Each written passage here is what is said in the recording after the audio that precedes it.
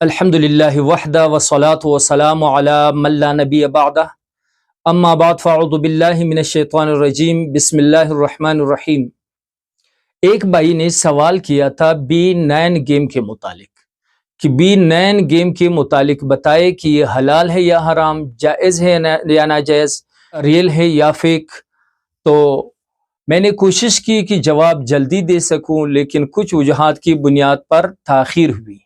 تاخیر کی وجہ یہ تھی کہ چونکہ اس گیم کے متعلق میرے پاس بنیادی معلومات بھی نہیں تھے، بلکہ یہ بتاتا چلوں کہ اس سوال کے پوچھنے سے پہلے مجھے اس گیم کا، اس ایپلیکیشن کا، B9 گیم ایپلیکیشن کا پتہ ہی نہیں تھا، نام ہی معلوم نہیں تھا۔ اور دوسری وجہ تاخیر کی یہ تھی کہ گوناگو مصروفیات تھی، مجھے موقع نہیں مل رہا تھا۔ اس طرح کاموں کے لیے فارغ اوقات کی ضرورت ہوتی ہے اور مجھے موقع نہیں مل رہا تھا، وقت نہیں مل رہا تھا کہ اس بارے میں تحقیق کروں، ریسرچ کروں اور پھر جواب دے سکوں۔ اب اللہ تبارک و تعالیٰ نے موقع دیا ہے کہ B9 گیم کے متعلق اس نشست میں مختصراً عرض کر دوں کہ یہ حلال ہے یا حرام، ریل ہے یا فیک ہے۔ اکاؤنٹ بنانے کے بعد اس میں کچھ رقم ڈپازٹ کیا جاتا ہے۔ رقم ڈپازٹ کرنے کے بعد آپ اس قابل ہو جائیں گے کہ اس ایپلیکیشن کو استعمال کریں، اس سے پیسے کمائیں، اس سے ارننگ کر لیں۔ تو اس ایپلیکیشن سے ارننگ کے کئی طریقے ہیں۔ پہلا طریقہ تو اکاؤنٹ بنانے پر بونس ہے۔ جب بھی اکاؤنٹ بنایا جاتا ہے، اکاؤنٹ بنانے والے کو بونس دیا جاتا ہے۔ دوسرا طریقہ ریفرل کوڈ کا ہے۔ ریفرل کوڈ کا لنک دوسروں کو بھیج کر، دوسروں کو انوائٹ کر کے، اگر وہ آپ کے لنک کے ذریعے اس ایپلیکیشن کو جوائن کریں گے تو آپ کو بونس ملے گا۔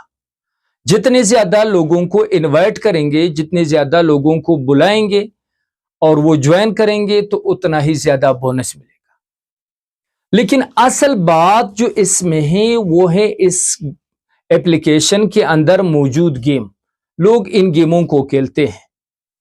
وہ گیم لوگ اس طرح کھیلتے ہیں کہ اس پر پیسے لگاتے ہیں، کم از کم 160 یا اس سے زیادہ لگاتے ہیں۔ تو پیسے لگانے کے بعد اگر آپ گیم کو جیت گئے تو آپ کو اصل رقم بھی ملے گا اور ساتھ ہی آپ کو منافع بھی ملے گا، اور اگر ہار گئے تو اصل منافع بھی ڈوب جائے گا۔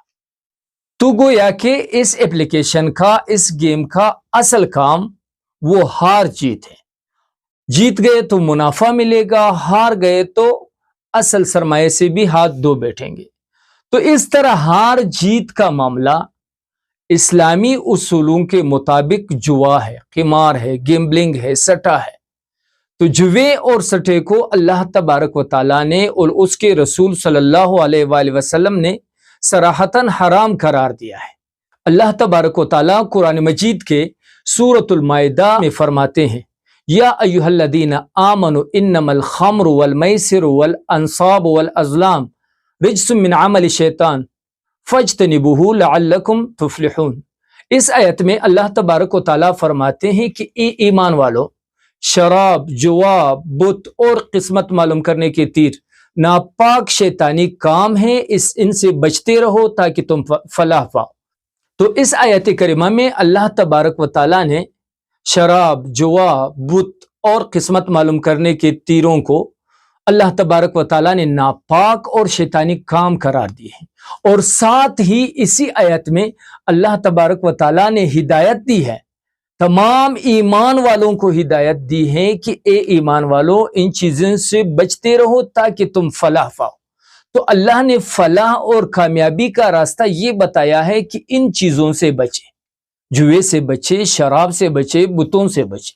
تو ان چیزوں سے بچنے کا حکم دیا ہے، اور ساتھ ہی یہ فرمایا ہے کہ کامیابی کا راستہ یہ ہے کہ تم ان چیزوں سے بچو۔ تو B9 گیم بھی سراسر جوا ہے، گیمبلنگ ہے، اللہ تعالیٰ کے اس حکم کی خلاف ورزی ہے۔